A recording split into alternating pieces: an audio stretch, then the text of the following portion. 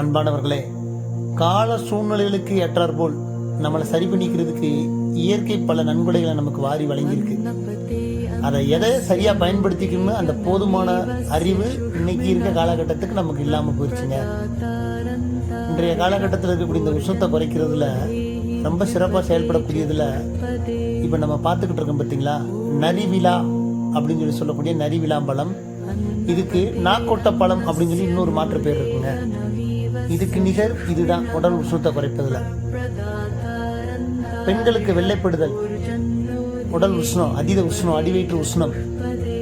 ஆண்களுக்கு விந்தணுக்கள் அதிக உஷ்ணத்தினால நீர்த்து போயிடும், அது பலம் இல்லாமல் போயிடும், உயிரணுக்களே இல்லாமல் போயிடும். சில பேருக்கு அசோஸ்பெர்மியா, போதுமான வளர்ச்சி இல்லாமல் போகிறது, சுத்தமாக உயிரணுக்களே இல்லாமல் போகிறது, ஒலிகோஸ்பெர்மியா, இந்த மாதிரி சொல்லக்கூடிய விஷயங்கள் எல்லாத்துக்கும் சரி பண்ணக்கூடியது இயற்கை தந்த ஒரு நல்ல பரிசு தாங்க இந்த நாக்கொட்டை பழம்.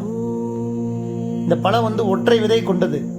இந்த பழத்தை எடுத்து மேலே இருக்க ஓடை மட்டும் நீக்கிட்டு பழைய சாதம் வடித்த தண்ணி இருக்கு பாருங்க, நீச தண்ணின்னு சொல்லுவாங்க. நைட்டு சாதத்தை ஊற வச்சு காலையில் எடுக்கக்கூடிய அந்த தண்ணிக்கு நீச தண்ணின்னு பேர். அதை ஒரு 300 மில்லி அளவு எடுத்து அதில் ஒரு 4 பழத்தை இதை உள்ளே போட்டுட்டு ஊற வச்சிடணும். நைட்டில் காலையில் எடுத்து நல்லா கரைச்சிட்டு அந்த விதையை தூக்கி வெளியே போட்டுட்டு இதை மட்டும் ஒரு 15 நாள் குடிச்சிக்கிட்டே வந்தோம் அப்படின்னம்னா இந்த பிரச்சனைகள் எல்லாமே சரியாயிருங்க. ஆனால் அதீத குளிர்ச்சி இது. சில பேருக்கு சளி பிடிச்சிரும், வெள்ளைப்படுதல் நின்று போகும், உயிரணுக்கள் போதுமான அளவில் தேவைப்படும் அளவுக்கு வந்துடும். உங்களுக்கு அது அளவு அதிகரிக்கல அப்படின்னா இன்னும் கொஞ்சம் கேப் விட்டுட்டு மறுபடியும் சாப்பிட்டுக்கிறலாம். அதை தேவைப்படும் அளவு எடுத்துக்கிறலாம்.